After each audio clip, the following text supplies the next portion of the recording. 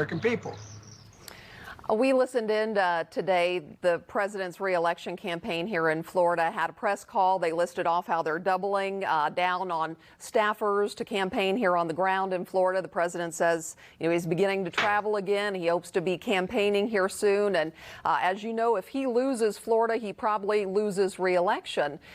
So if you, sir, are unable to get out and reach voters, you're doing a virtual rally tonight, but you're at home, you're not in Florida. How can you flip this battleground state if you can't get out and reach people? Well, I hope we're going to be able to get out before too long, depending on what precautions are being taken around the country. And you're the largest battleground state in the nation.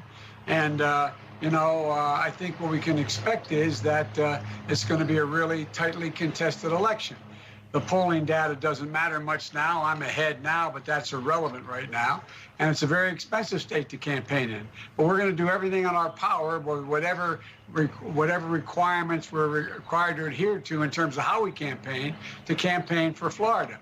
Look, Florida needs a significant help across the board. The president's economic plan hadn't done very well. You're a state that is in desperate need of some a president understands science and the notion that we do have a thing called global warming. Seas are rising. A whole range of things are happening. So there's a lot to compete on, including education, including the whole notion of global warming and dealing with this pandemic. So we're going to be in the midst of that campaign and midst of that discussion and making our case as to why we think we'd be better for Florida and the country than Trump would. All right, just very quickly, I have to ask you about the news of the day. General Flynn being the charges against him being dropped by the Department of Justice. Was the FBI wrong here? Did they try to set him up? What's your reaction to this? Well, it doesn't surprise me what the Justice Department is doing, but I must tell you, I just heard it 15 minutes before you just told me. I don't know what the basis upon dropping it, if there's a legitimate basis for dropping it. And so I don't want to comment on it because I don't know the facts and the rationale why they dropped it. And Tara Reade spoke out today with Megyn Kelly saying she'd like to see you drop out of the race. We'd like to get your response to that. Well, look, nothing ever happened with Tara Reade.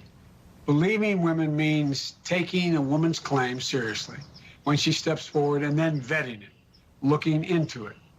And that's true. That's true in this case, too. Women have a right to be heard, and the press should rigorously investigate claims like these. I'll always uphold that principle. But in the end, in every case, the truth is what matters. And in this case, the truth is these claims are flat out false. All right. False. Sir, I know you got a virtual